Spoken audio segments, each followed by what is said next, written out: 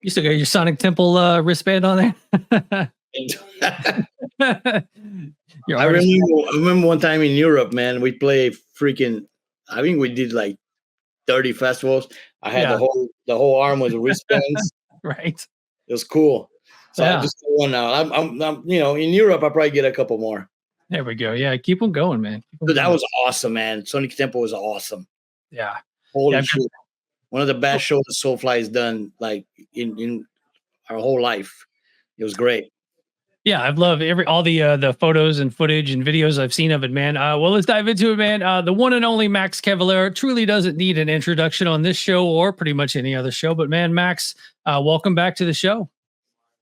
Good to be here, man. Let's talk metal. Let's talk some metal. Well, let's talk some Sonic Temple since we kind of brought it up there. Obviously, from what I saw, footage wise, crowd wise, everything was amazing. And then you also jumped up with Mr. Bungle too, man. So what a good weekend. Great. It was an incredible day. Actually, like when we do festivals,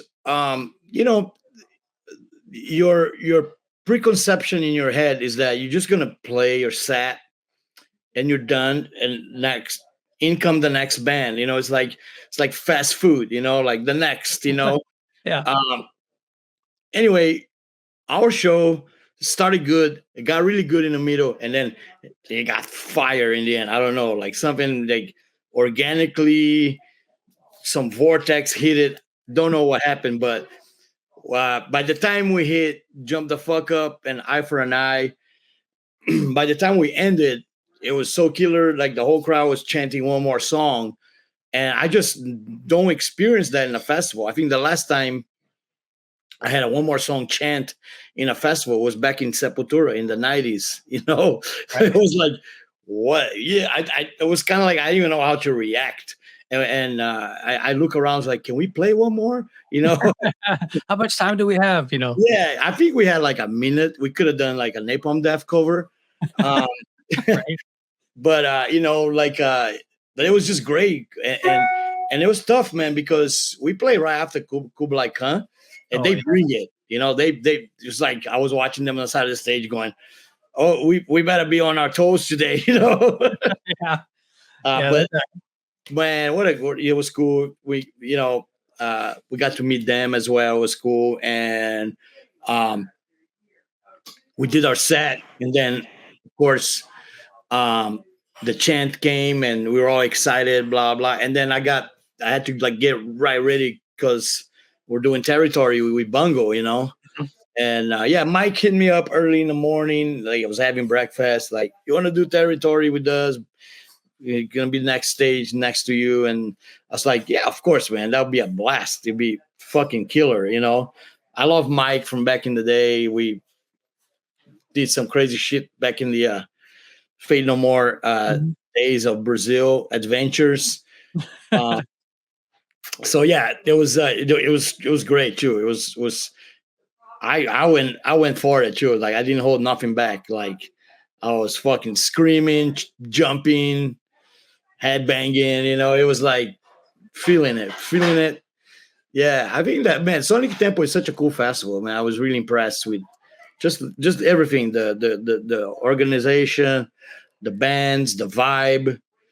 A lot of other bands watching other bands, and that kind of really cool to have that here in the States, because we get that in Europe, and I never experienced that in the States, so that was really cool. Yeah, I mean, I think even in the last 5, 6, 7 years, it seems like the U.S. festival scene has kind of grown enough to where, growing up, seeing those overseas festivals download and Donington and all that stuff, you see the lineups and you're like super jealous. But now, with Danny Wimmer and even KNOTFEST and Sick New World, and like everybody's kind of getting it, man. It's pretty crazy some of the lineups we're seeing around the country. It's killer, and I love that. It's like, you get all the big headliners, but you also get really good bands through the day. You have a lot of really good stuff in the middle of the day, which has always been the really cool thing about those European festivals, was that sometimes in Europe, you could watch like 1 o'clock in the afternoon, you watch Deicide or Morbid Angel, or you get you get Soulfly or Hatebreed, um, early in the day, and then later on you'll be the headliner or whatever. But yeah, I mean, I was just really happy with the day. It was one of those, in life. Sometimes we get those good days, and it just happens, And I'm learning to treasure them more and more as the older I get. I really treasure them more now than ever, So that was cool. That was one cool metal day that was like, fuck yeah, dude, this is awesome. We had a great show and great jamming with Bungo, and we all got excited for future projects. I think we are super fired up for the next Soulfly now for next year. I'm already writing some of the shit. So yeah, it's gonna be good, man. It was really cool to be part of that. I mean, it's got to be cool for you too, because I know how much of a fan of metal you are. So to kind of look over, and not only do you have Mike Patton and Trey and Trevor and all those guys, but you've also got Scotty and Dave Lombardo on stage with you too, playing one of your songs. It's pretty wild. Yeah, that was like, woo, yeah, like it's gonna be like insane, and it was, and just um, just in the festival in general, you see a lot of really great people, a lot of cool Yeah. peers from other bands. I was chatting with Jamie from Cold Orange. Jose was great. He did a cool introduction for us. Actually, he went on. It was a while, like a 2 minutes introduction. Like, just go for it, man. I don't care. Like, Yeah. if we had to cut a song, we cut a song. But you just gave such a cool introduction. And it's just yeah, it's like as a musician, and you can ask that to other musicians as well. When you got motherfuckers of other bands on the side of the stage, you go a little harder, Oh yeah, I've definitely been there. Yeah, you definitely look over and you're like, oh my god, that's somebody from such and such band, and you're like, Yeah, oh, I better play a little bit harder. You better bring it. You better play harder. You better not fuck up. Yeah. Yeah, so that's always cool. It's always fun. It just the show has a different adrenaline to it, and really exciting. It's cool. Yeah, and it's got to be cool too to you're out with the kids doing the Go Ahead and Die and kind of playing smaller clubs and just kind of back at the punk rock vibe, and then all of a sudden walk out on stage to a Soulfly crowd that's massive. It's got to be nice to kind of be able to do both. It's one of the reasons why I do both, actually. It's like we Go Ahead and Die. I relieve all my fantasies of the shit days, of the shithole venues and no barricade and dangerous environment where you might, lose a finger, get cut, or but it's exciting, man. It's super exciting, and I love the Go Ahead and Die tour. One of my favorite tours. Like, some of the shows were incredible. Having all the people on the stage, to playing in Jerome at Maynard's Place, which is a record store. We just play inside the record store, like unheard of it. And then you get to jump from that into a bigger setting with Soulfly in a big festival, and you get to enjoy that. It's kind of cool. It's a little bit of best of both worlds, I think. You get to experience both. I don't think a lot of musicians get to do that. I think some musician, once they hit a higher plateau, Right. they don't want to go back to the shitholes, man. They're done with that. That's the past. You got to be a little bit mad like me to actually deliberately want to go back to that. But I do. I love it, man. It's to me, it's all part of the metal excitement of being in metal, which was never about either just getting big or popular, but to actually enjoy whatever environment you're in. You make something cool about it. If it's a big festival, you make that work for you somehow.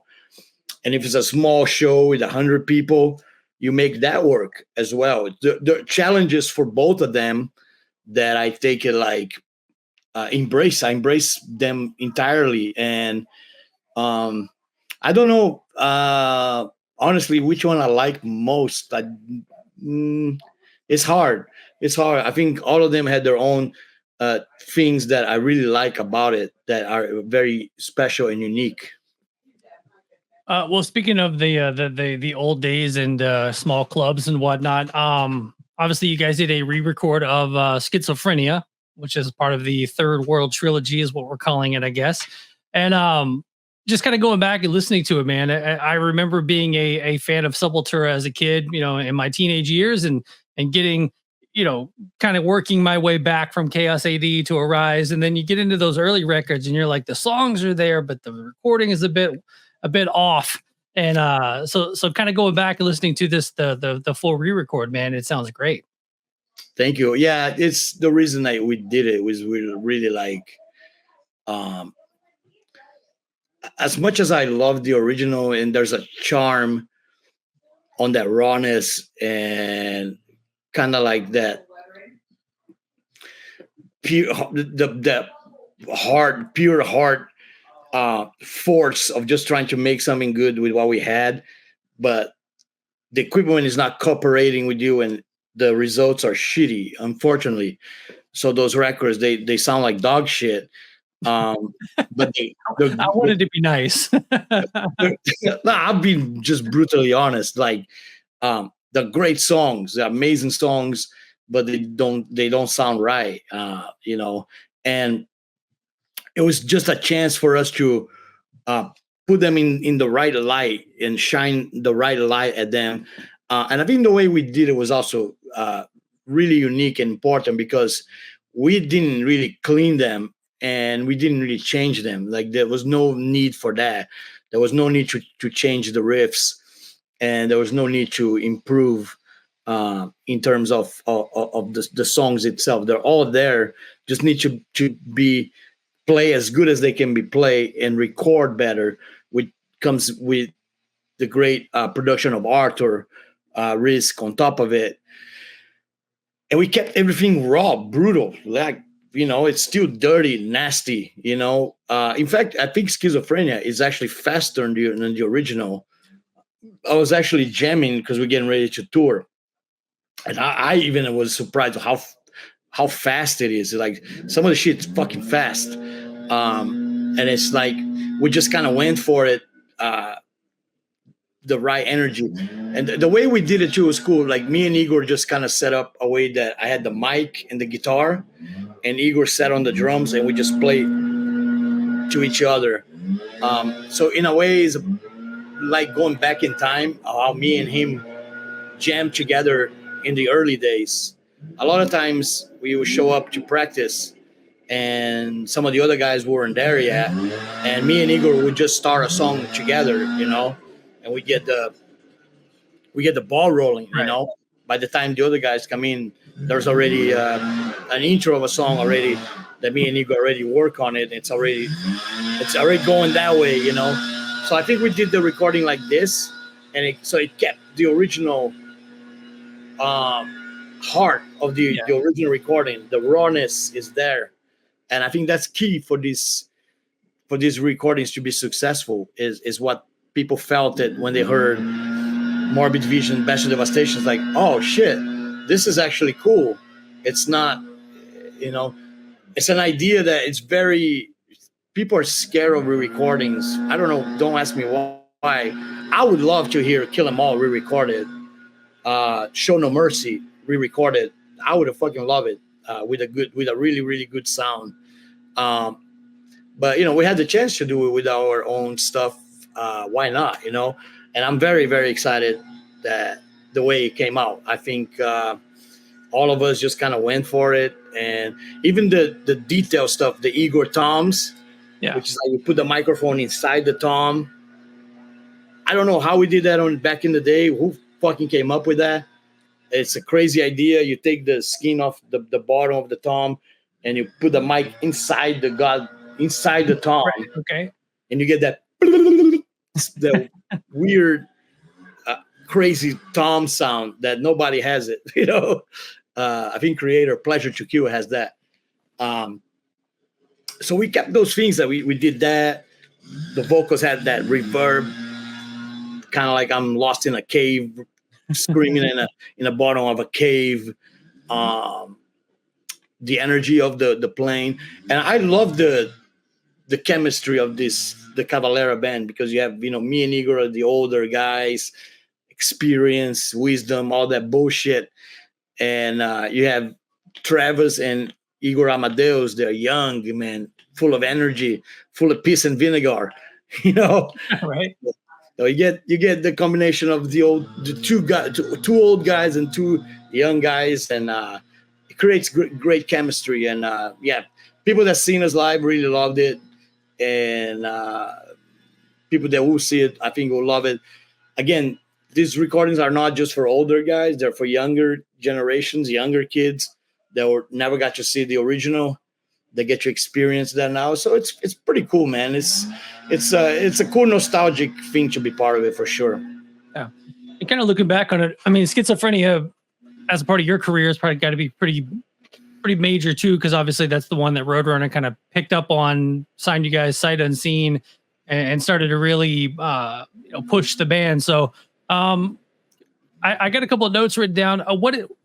Talk about, what is it, Cogumelo Records? Was it a record store that just put the album out? What was going on there? Yeah, so I think Schizophrenia is like, it's kind of like the gateway drug, right, to the rest. You can honestly, without Schizophrenia, that wouldn't be Beneath the Remains. Right. It's an essential record where I actually think that the death thrash stuff started on Morbid Visions. I think when you think of songs like War and Empire of the Damned, Mayhem, they had plenty of thrash in it that it's going that way. It's not just black metal. It's like there's a fusion going on. Mm-hmm. And the fusion went on deeper on Schizophrenia. We went balls out into the whole death thrash thing. And yeah, Cogumelo took a chance on us, man. Morbid Visions did really good. The first EP was great, man. There's some crazy stories, like some fans, it was us and Overdose, and Overdose were more like heavy metal, and some fans scratched the Overdose side, with a knife and fucking only played the Sepultura side, which is pretty fucking extreme thing to do. But anyway, we end up getting the love of the label. Cogumelo loved us, and Morbid Vision got so pretty good, so they put everything into Schizophrenia to make the best we could make at that time, which is still, I think, aesthetic was great. That double cover, like an open sleeve, mm-hmm. Cooler live photos, a different album cover, and but then sonically we're still missing that sounds great kind of thing, like the stuff we listen to from outside, the Slayers and the Metallicas.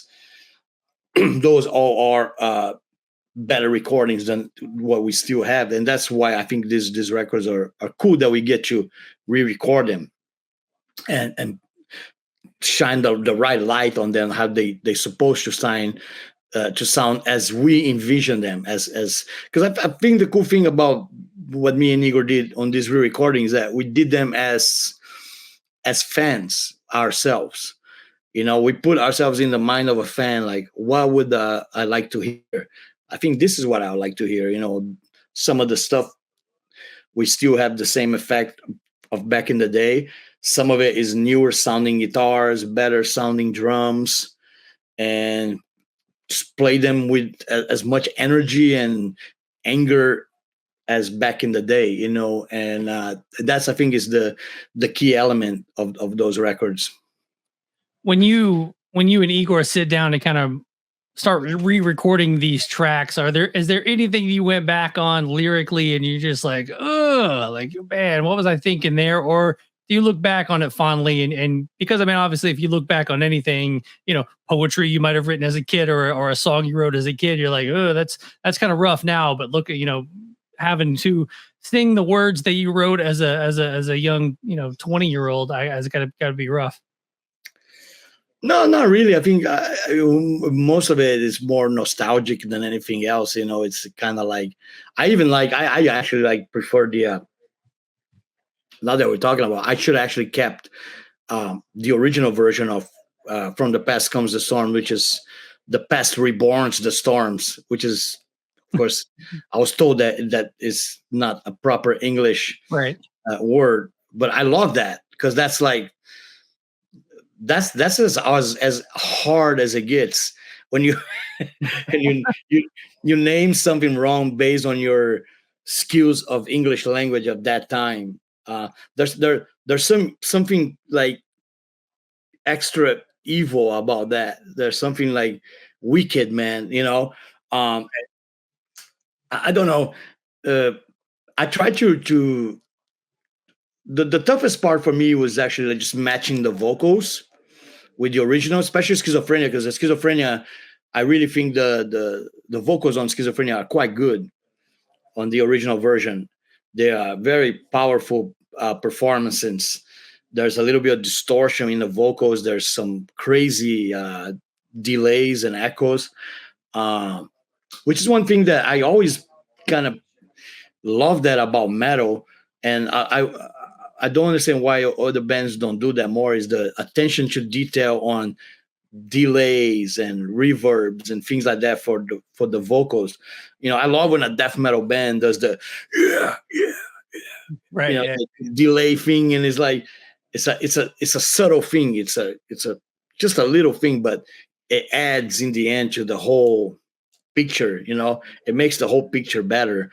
So now, yeah, there was never a temptation to. In fact, I think at that time I was still writing in Portuguese and then translating to English. I did that all the way to Arise. I think the other day Gloria posted on my Instagram original lyrics of Beneath the Remains, and they are in Portuguese because I wrote them in Portuguese and then translate to English. That's quite cool, actually. Something happens when you do that. It creates some kind of friction between the original version and the translation. And a lot of times you're not trying to rhyme, because when you translate, they don't rhyme, So the rhyming option is out of the window, which a lot of people complain of the cheesiness of rhymes, I don't know. It's cool, man. There's something just pure about that way of making lyrics in the original language. And I actually might try that. I think in the next Soulfly, I'm going to write all in Portuguese and translate to English. And just run it through Google Translate and just see what happens.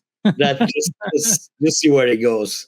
I mean, obviously, we joke about Google Translate, but I mean, when you're doing that in the late '80s, you're who was there? Someone you were talking to, trying to translate these lyrics? Were you just sitting down with a book? How were you translating?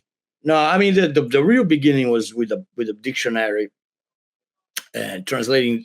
I used to translate a lot of the English that I learned is actually from translating full record. Like I'll do the whole Black Sabbath album and go word by word with a dictionary. So it's like a tedious, man, homework shit, Yeah. But it's great because you actually learn. I learned to speak English from that, No, but we had a friend called Lino, and he was like, he speak great English and amazing translator. And he was the one that helped us. In fact, also writing letters to other bands. I remember I was trading letters with Chuck from Death and Trey from Morbid Angel and Mile from Creator, Euronymous from Mayhem. Those are all my pen pals. So it's kind of like pre-internet. Like, oh yeah, today you have, your Facebook friends or Instagram friends. Those were my friends. Although I never met them, I knew them by letters. We're pen pals. So I'll write the letter in Portuguese and translate it to English, and then we send it to them. And it was cool. It was a kind of a cool underground, Oh yeah. structure that was really cool to be part of it.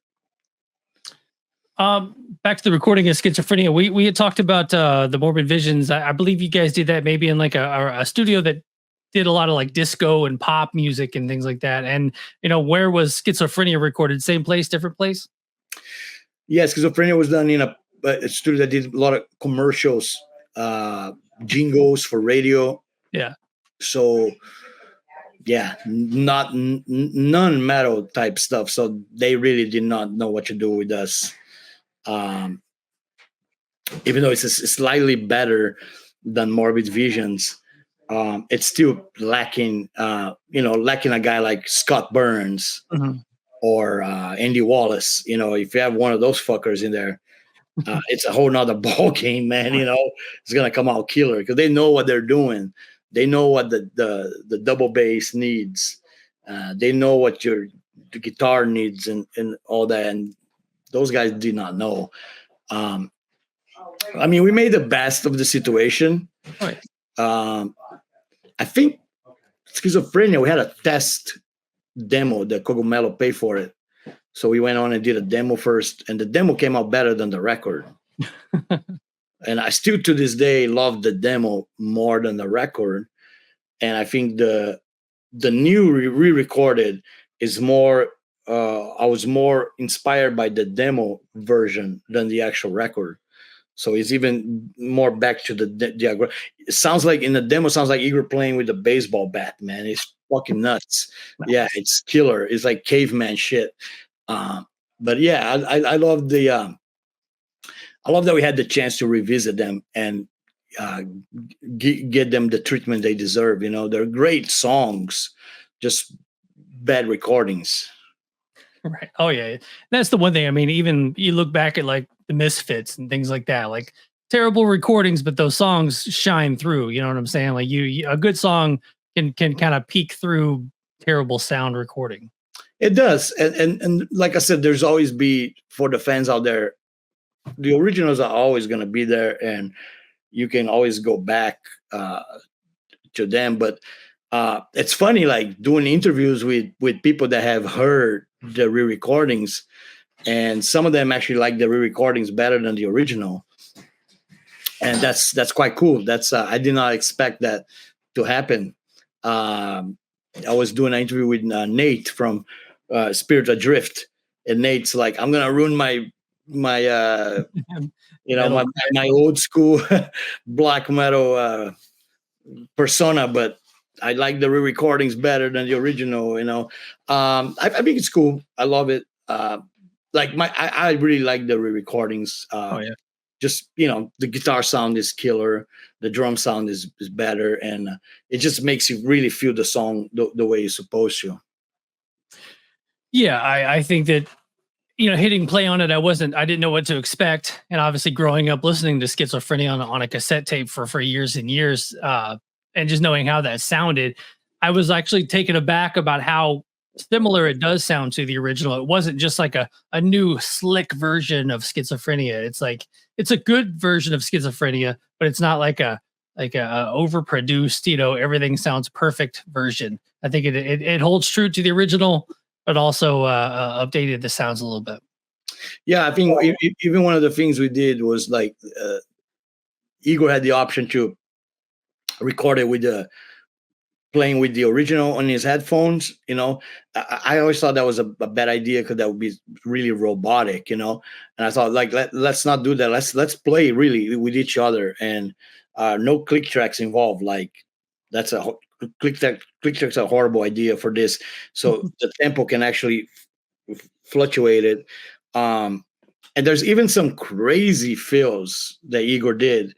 I think if you listen to the Wall and Scream Behind the Shadows, they're almost like slightly imperfect kind of fucked up on purpose, Nice. but it works, you know. So we even managed to do that, which is super hard, to create.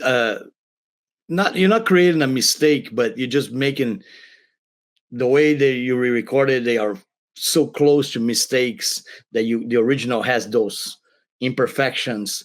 I think we kept some of those, and that's quite interesting. Like you say, we don't clean everything up and try to play it perfect, because it's not Rush. You know, we're not trying to make a Rush record. We're trying to stay true to the original as much as we can.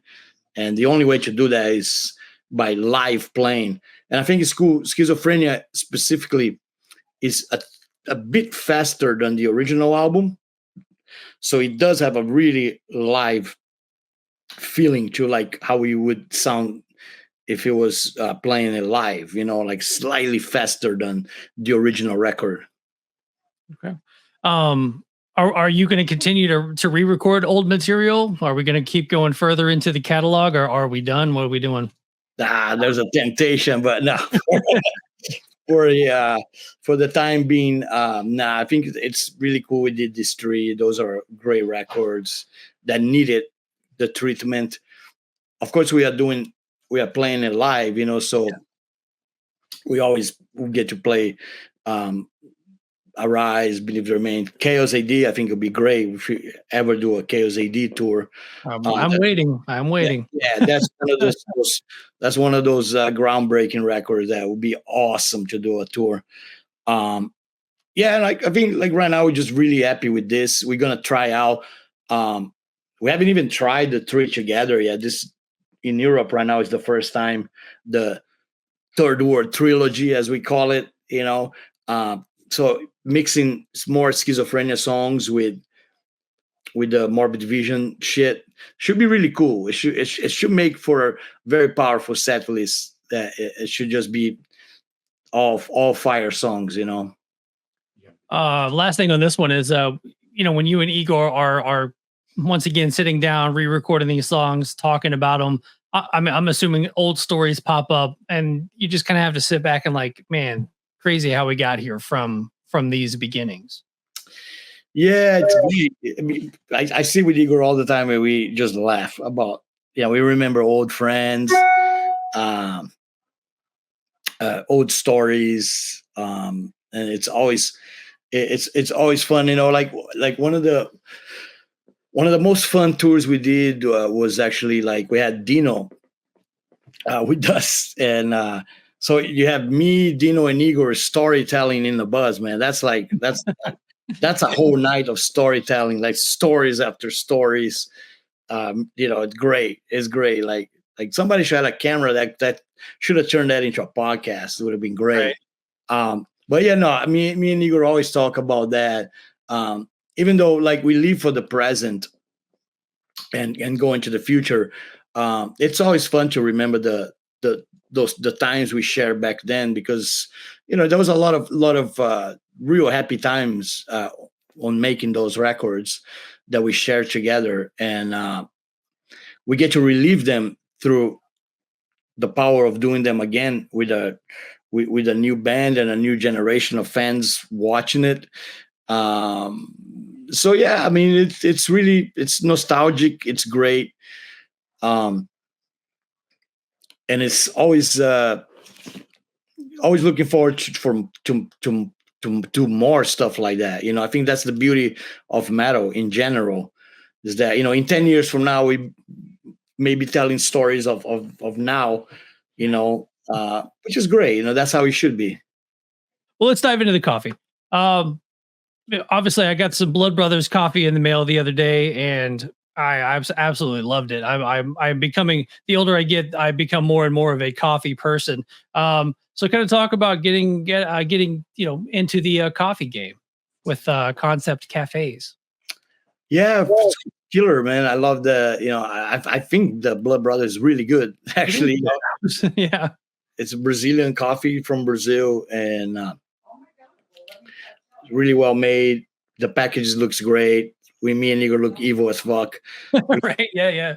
We look like two zombies, man, from the Exorcist movie or Friday the 13th. Yeah, it's great. I love the adventure side of it, going outside of metal, reaching out to different things.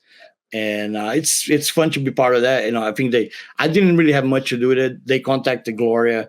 Gloria made all the arrangements. But I'm happy that they put it out. It's killer. Then also the Soulfly Healer coffee coming out soon too. So, and I'm actually interviewing Concept Coffees after this. So we'll probably shoot right over there and we'll talk coffee with the Concept Cafe fellas. So once again, Schizophrenia re-record by Cavalera out June 21st. And Max Cavalera, as always, great to get to talk to you. Awesome, man. Great talking to you. And I'll see you down the road, brother. Absolutely, man. Take care. All right. Peace out. Yeah.